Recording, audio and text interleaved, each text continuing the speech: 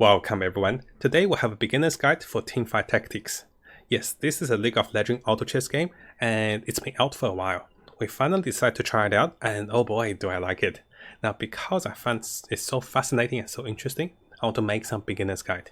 We're using the replay as one of my replay games and I'll go through the guide with you guys. To start things off, we'll look at two parts. What is the same with TFT and what is different with TFT with other games? When I say the same things is the basic game mechanics. Firstly, every 3 unit fuses into a 2-star. Over here the unit starts as bronze, you can see over here, and the unit goes into silver if you find 3 of a kind. That's a 2-star. Then the unit goes into a golden, which is a 3-star. That's by fusing 3 of the 2 stars. And that is common with all the auto battle games, say auto chess and underlords. Secondly, the gold or income mechanics. There are interest and you can earn up to 50% with interest. If we skip the replay a little further, we can see that I'm currently on 50 gold. Yes, this is where the gold is. By sitting on 50 gold, I earn 5 gold of interest. And we can see here with a visual indication of how much interest do I earn. If you scout other players, you can see on their board how much interest they're currently sitting. So it's a really convenient visual cue for scouting as well. And this is common for most of the auto battle games. You can earn up to 50 interest maximum, and on top of that is surplus gold. You do not earn additional gold on top of that. Second point is you can pay 2 gold to refresh over here with the quick key SD, and also you can buy experience 4 gold for 4 XP. The experience is a little different to underlords and auto chess, is that you gain 2 XP per round. So if you don't spend gold to level up, you can still level up every few rounds because you gain 2 XP. So this makes a less incentive to level up quickly to the maximum level, but maybe spending some gold to roll and buy units to silver and to gold. Next up, we have the alliance. Very similar to the other games, there's a combination. Here the Glacier will freeze enemy on hit, Summoner will summon units for longer duration with more HP, Predator instantly kills a unit under 25%, and you can see the incomplete and complete alliance. If I was able to hover in the game, I can hover my mouse onto it, it will show me all the available units that I can combine into this alliance, or this synergy. Of course, there's some synergies that helps most because sometimes the summoners also have Inferno. Inferno does overtime damage, so when you summon a unit, you do spell damage and you also do overtime damage. So you can think of a main branch, let's say mages or let's say summoners, and you can branch that into Ocean, which is mana regen, or you can branch that into the Inferno for more damage. This is the Inferno with fire over here, we can see the floor. If you stand on the fire, you take damage, and the more Inferno you have, the more damage you take. Oh, the more fire you have, the more damage the enemy takes. So other than that, there are a few common things. Yes, there are 3 types of rounds. The common parts is there's a PvP round where you fight other players and you do go to the other player's board to fight them, and sometimes they come to your board. If there's odd number of players, you get an image to fight, but the image does not take HP for the actual player. You have to fight a real player to defeat them. There's also the neutral round. If we go to a neutral round, I'll show you guys. Actually, we start with the neutral round. You start with 3 neutral round and you do get item drops. Oh boy, we're going to talk about items. So the common thing is not only you have the neutral round and the PvP round, you also have a special round called the carousel. Let me find a round that will go to carousel. This is the one. Perfect.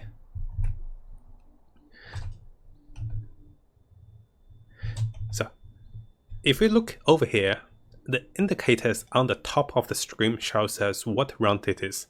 In Teamfight Tactics, there are 3 types of rounds every set. So we start with round 1, and after that we'll go to round 2. In a round, you have 3 PvP, which is shown by the sword, a carousel, which will be showing, after that 2 more PvP, and lastly 1 neutral round. So there are pretty much 6 rounds in total, because the carousel doesn't count as a round, and 6 rounds repeat.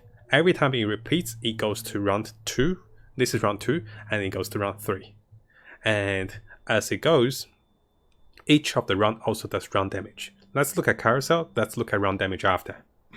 So this is carousel. What happens here is you can see us couriers or the controllers and being kind of blocked by this little barrier. And you start with a carousel. Yes, you start the game with a carousel and you get to pick units.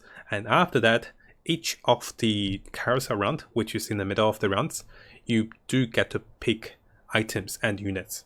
How it works is at the first ever start of the game, you all get freed at the same time. After that, in the carousel, you get to freed up on how much HP you have. Firstly, the lowest HP player gets to move first, then the second lowest HP, then the third lowest HP. This is like a protection system or like a recovery system for players who lose at the start, so you get more opportunities and more chances to pick units and items you want.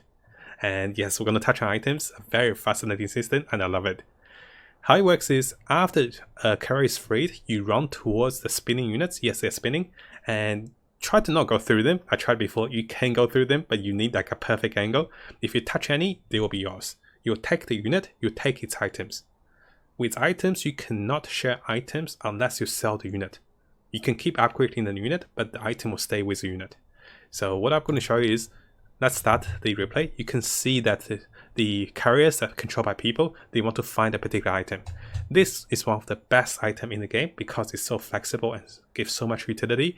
And usually those that moves first will go for this item called Spatula. We'll go through that too.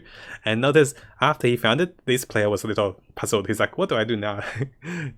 Now notice there's like items like a staff, a bow. It can be a little overwhelming at the start, but similar to Daughter Underlord and similar to Daughter Auto Chairs, it does have a small learning curve, but once you get over it, you start to understand it. You start to know what to pick for your fighters, your mages, and your casters. This is me.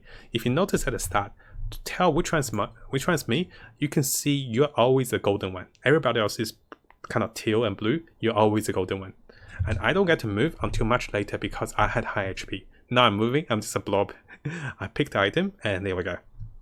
After picking the items, when everyone picks the items, the carousel concludes and you all go back to your own round with additional unit found. This is the unit I picked, and now I can sell him for extra gold, or what I can do is I can use him to fight. Now if you look carefully at the carousel, what you quickly realize is there's two ways to play this carousel. One way is to go for items, which is highly recommended for a majority of the game. You go for items over units. But other times, if you're about to complete a very strong synergy or alliance, you can go for a special unit. Some of those can be the golden units, which are legendaries, very rare, can only be found after level 7. And other times, you can go for a crucial unit that gives you more combination. So not only you get a legendary, you can get, let's say, a tier 3 or tier 4 unit that just activates your combination. A unit in my mind is Brand, one of the strongest mage and very strong Inferno. Sometimes he's picked just because he's there and you can complete him. Other times you're about to make a 2-star, 3-star out of a unit. You can also go for units here. I have prepared us the different websites for showing different runs, different damage, and a number of rates. Firstly, we talk about rounds. The first round, we're fighting neutral monsters. On the second round, we'll be fighting PvP, carousel, PvP, and neutral rounds. And this repeats. The TFT game will pretty much conclude, and most players will die by round 6. Sometimes someone lasts to round 7, but it's very rare. And keep in mind, if you fight the neutral monsters, they not only drop gold, they drop items, they also drop special items like an eye or a wild card. I'll show you guys that. It's called the Necro's Help. So you can see each of the rounds, each of the circle means a round. Here we're fighting 1 carousel and 3 neutral round. Let's look at the next part. Very similar to other games, we spoke about income and economy. The TFT game also have an economy for losing and win streaks. How it works is the base gold is 5 and you can streak up to 3 gold. How it also works is if you win a PvP, you also get additional gold. You can get 0 to 5 gold of interest, and if you look at the streaking, regardless if you're winning or losing, you get 0 gold for 1 win or lose. After that, 1 extra gold for winning or lose. This goes up to 3 gold continuously once you get 8 wins. You do not lose your streaks here. Mentioned about the interest, and we can see over here is we have the interest from 0 to 9 gold without interest up to 5 gold of interest, and that's more common for the auto battler players to know. One thing that's oftenly neglected is how much damage is done to players. It might seem very scary when you are receiving so much damage after losing a round, and let's have a look why this would happen. This is a little more advanced, but it's good to know why you're receiving more damage and why you should be spending more gold in TFT. The Damage from units. If a unit survives on the battleground, it will do damage to you. And according to its tier and its star level, let's say it's a tier 2 unit that's 2 star, it will do 2 damage. And accordingly, tier 2 at 3 star will do 3 damage. Not only units do damage, you also receive run damage. The run damage will come from different stage. The stage 1 is the neutral round, the stage 2 is when you start fighting PvP, and this goes up to stage 7. Notice the stage damage is quite high, and often even if you lose to one unit, you also take a pretty high stage damage. By round 6, or by stage 6, if you're fighting a player, if you lose, likely you lose more than 10 HP, because stage damage alone will do 6 HP to you. So at this time, it's pretty much the end game. You should be spending more of your gold and start to rolling or level up for some crucial things. Here are the number of units in the game. You can see that there is not that many units compared to Underlord or Auto Chess, and because of that, it's much easier to roll for 3 stars. We can see that there's tier 1 up to tier 5 and the special tier with tier 7, which we'll go through. There's also 3 extra units that will be added to the game next week, I believe. So 1 tier 2, 1 tier 4, and 1 tier 5. Perfect. Yes, because we're making a beginner's guide, I also want to show you guys the hotkeys for the game. Often we're going to a game and we don't know what's happening. Here are some of the crucial hotkeys. W allows us to take back a unit, E is to sell a unit, and D is to refresh the shop, F is to buy experience to level up. You can also use 1 and 3 to rotate to scout players. Unlike the auto chess games with Dota Auto Chess and Dota Underlord, there's not a summary board, so you do have to scout by yourself. This rewards players for scouting and rewards veteran players for having better insights, be able to judge and also adjust quickly under a time limit. Lastly, you can use space or 2 to return to your courier or the little builder. I showed you guys units, and this is a great summary table. So we can see from the tier 1 units, which are 1 cost, up to tier 2, tier 3, tier 4, tier 5, and up to this kind of rainbow colored tier. So what's happening? One thing I like about TFT is that it has variants. The variance allows a unit to be a different alliance of synergy just because of randomness. There's 2 types of randomness. The first type of variance or randomness come from the different map. There are 4 types of map in the game. At the start of the round, you get to see what map it is right into the carousel. Right at the start of the carousel, you can see what type of the map it is. There's 4 indicators. The indicators come from the middle of the map by the color. Here, this is a cloud map. Different map have different type of buffs in terms of like a Shire, and this Shire does cost 1 item slot, which we'll cover into items. So let's have a look at the 4 variants that's available. There's 4 types of maps and there's 4 Shires. Each of the unit can stand on a Shire, and this Shire will give a unit special ability. This does cost 1 item slot. Each of the units only have 3 item slots, so keep that in mind. You can't get a max stat unit to still get the Shire benefits. So there's Inferno, which shows us red in the middle of the carousel. It gives 30 attack speed. This Cloud that gives evasion. It's 20% now, by the way. They changed that. That seems to be too powerful. After that, it's Ocean, which really benefits Mage. So units start with 30 mana. And after that, it's Mountain. A unit will permanently gain 30 HP by standing on it after each of the fighting rounds. So you can turn a unit and grow it like a Pokemon and it becomes super strong. To tell what variant it is, because carousel shows, most players plan the build and adjust to a build according to this variant or according to different maps. And very soon you realize, hey, it's pretty good to run assassins or damage dealers like, hunters or rangers, blade masters on the attack speed one. It's pretty good to run something tanky or just anything that can use the dodge. It's pretty good to run mages with more mana, because mana is a big thing in the game. Lastly, it's pretty good to run a single very strong unit as it gains more HP. So coming back to this table of units, you can see there are 2 variant heroes. One is Kriana, one is Lux. The Kriana will change her stats depending on the map. If it's a mountain, cloud, ocean, or inferno, she will have that stats. That means there's more of that alliance to be found. Usually it's harder to find, a particular ocean, but she can be a substitute ocean if you need an ocean. Similarly for cloud and mountain. And mountain is a pretty interesting alliance too, which we'll cover on the next guide. Followed by that, Lux here will always be like a rainbow color variant that's independent of what map it is. She will be like a golden unit, which costs 7 by the way. She also is Avatar. What that means is if you find a light lax, she will present 2 alliance of light. Let's say if you're on 4 light units, by having a lax on the board, you instantly add 2 light to your team, you get 6 light. Similar to everything else. Lax will count as 2 shadow, she will count as 2 inferno. This allows players to build builds into 9 units alliance and combinations. Sometimes you can just complete 4 or 6 or 3 easily because of Lax. If you find Lax as Ocean, she will just complete 2 Oceans. Or she will give you 2 Cloud, which gives whole team 15% evasion. So those are very flexible and very interesting. One thing to keep in mind is that you can find any number of Kriana just because of the map, and she's a tier 3, she have a limited number like all the other auto chess games. But with Lax, if you buy a light Lax, you cannot find other Lax.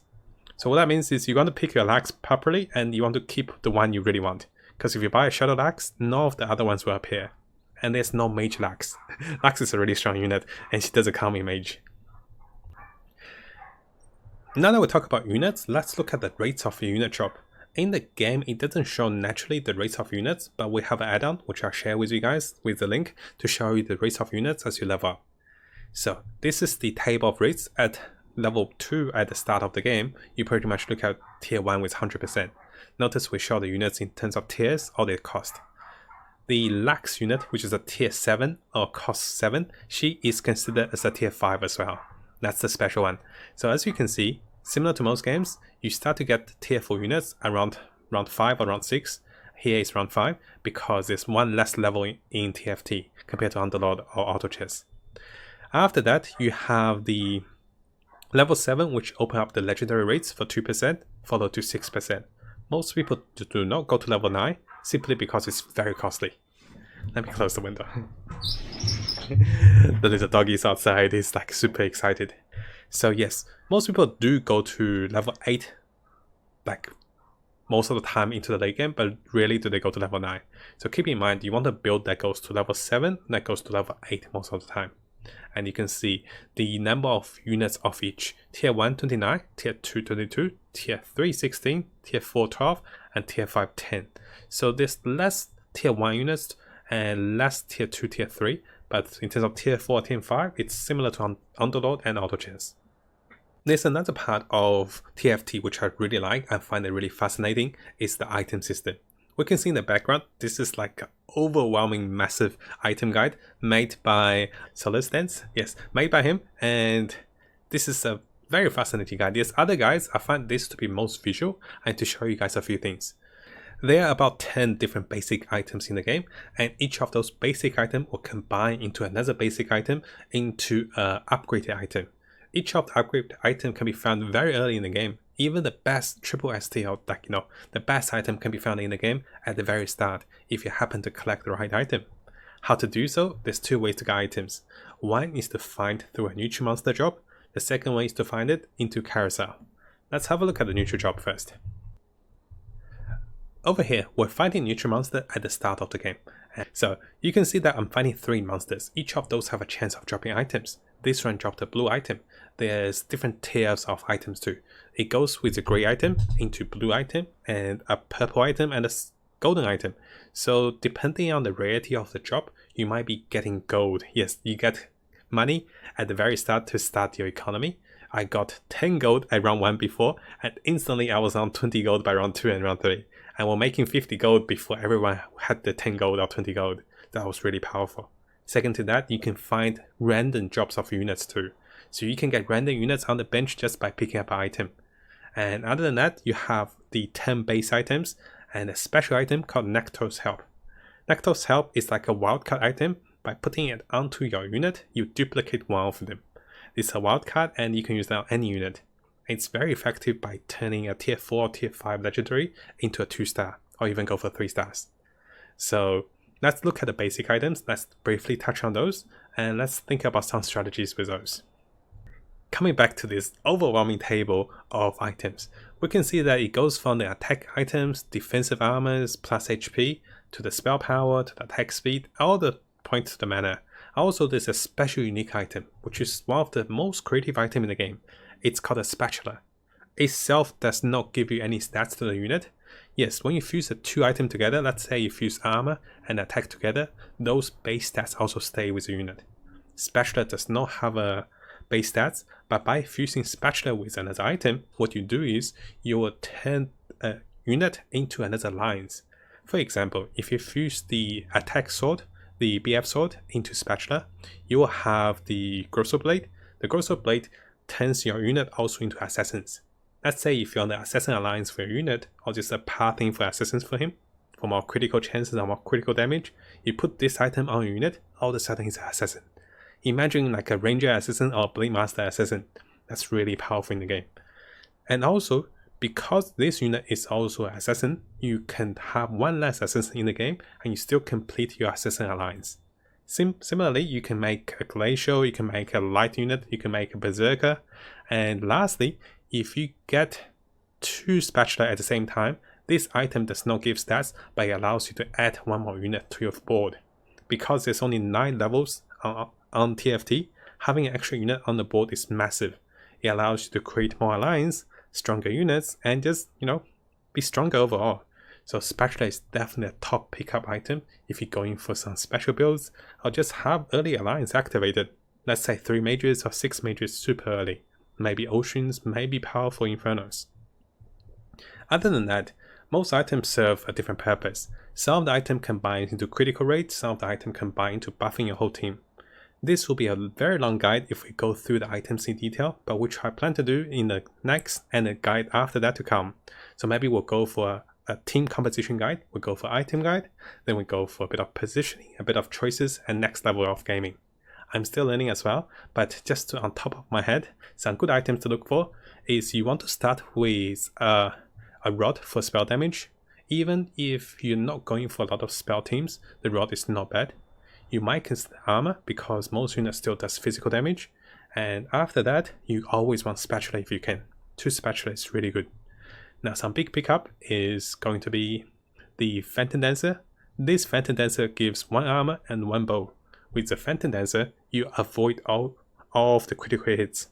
Units in TFT have a 20% critical hit chances, and if they attack you, they crit, and you just permanently dodges all the critical hits. This also massively counter assassins. If a high damage dealer, say a mage or like a ranger in the backline have this item, assassin can't burst him down, sometimes they can't hit him at all.